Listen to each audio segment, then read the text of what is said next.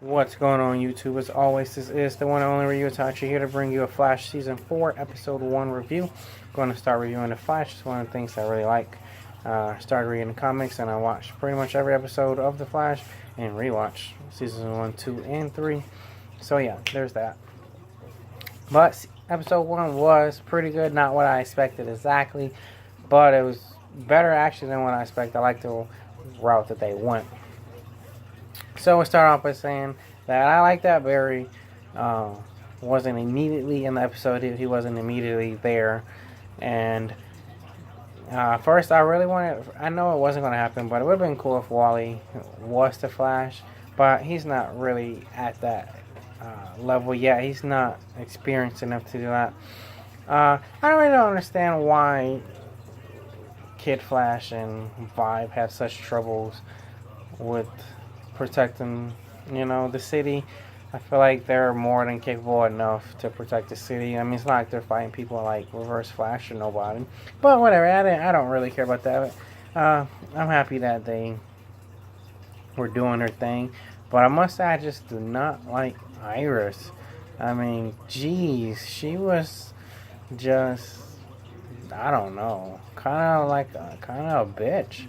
I mean, I understand Barry told her to run as fast as she can or whatever, but I don't think he meant it the way she took it.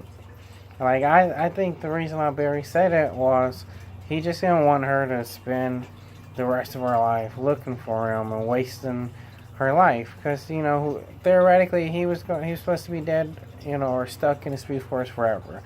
So he didn't want her to just live her life trying to do everything and wanting him to come back. I get that. I totally get it. But geez, she was just like a witch this episode, or the first half of this episode. She didn't want Barry. I mean, I know it's probably a facade, but she didn't want Barry back. She said he was gone. He was dead. I mean, she said that was the only thing for certain, was that Flash was gone. And I'm like, golly, this is your husband or fiance or whatever. And she was just like, no hope, gone. Don't try to get Barry.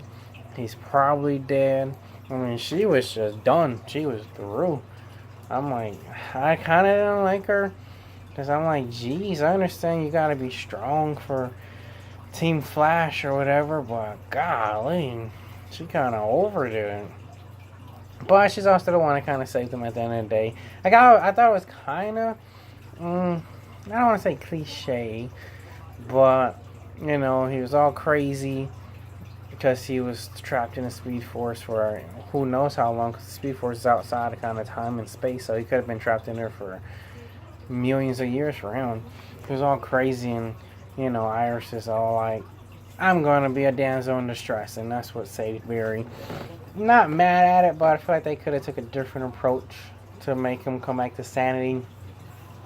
But I don't know, I thought this episode was really good, and I love all the different homages and little things that they put in there, and like how Barry was talking about being in trial. They probably put that because from the comic books, from the Trial of Flash, with that whole thing, and things like that. And I definitely think that language that magically popped up in this episode is definitely going to play some kind of role, or a big role, towards the end or midway, because you've seen Barry writing in that strange language. If you look closely, you've seen the Thinker have like a symbol on his right cheek. And let me say, when they revealed the Thinker, I thought it was kind of, I don't know, I guess funny, because at the end his lackey or whatever asked him, she's like, what are you doing? And then he turns around, he's like, I'm thinking. Like, really? No stuff you're thinking. You're the thinker. That's what you do. Or whatever. And even the crooked guy at the bar that Caitlin worked at for whatever reason, if you looked on his fingers, he had those symbols too. I don't know if he's really connected, but I think what's going to play a big part in this season is those symbols. And what Barry was talking about, not just like the random things like the whole him being in court and weird stuff like that, but he talked a lot about the stars and the galaxies and things. And I don't think that was just put there for no reason. I think that's going to play a big part in this season, whatever route they're going. It's definitely going to play a big part. And the other big thing is Caitlyn, how she wasn't Killer Frost for 6 months, and then she was kind of put under mild stress with the I don't know, whoever he was, the bad guy, whatever, dirtbag, excuse me, when he put her in like a armbar type situation, and she turned into Killer Frost, and she was kind of all crazy when she took back control. So I kind of like it, but I really just want Caitlyn to just be in control. Right now, she's pretty much like the Hulk. She's the Hulk just with Killer Frost. When she gets angry, she turns white, instead of turning green. She turns into Killer Frost.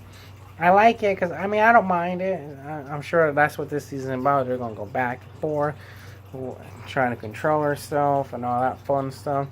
But I really just want Caitlyn to control the Killer Frost, but not to subdue it like how Bruce does. Bruce Banner. Like, I want her to be able to, use her powers for good. Not like every fight that Barry has. But it would be cool to see Killer Frost out there helping, I think it'd be real cool.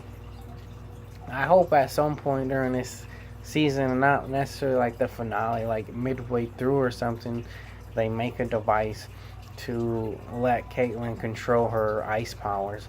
But I think it's interesting that they're kind of going the whole Hawk route with Caitlyn. I don't understand how she kept it subdued for 6 months. Because it's not like she was in a life or death situation. It's kind of just like a stressful situation. And she already snapped back to Killer Frost. So that's going to be interesting to see how they play that out through this season. But yeah, again, to recap, I like this episode. It's pretty good. Would have been nice to maybe see Wally be a little more main hero, like maybe until next episode.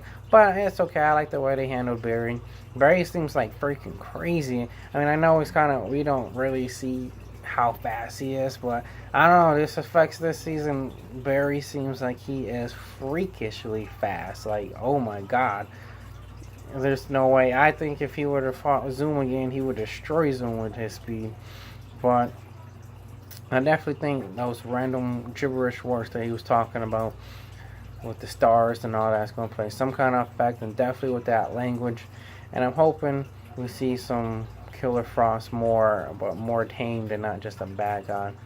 Also, I think the funniest thing in this episode was when Cisco finally translated or tried to translate some of the alien language that Barry was writing, and it translated to "this house is bitchin'." That's hilarious. I thought it was funny.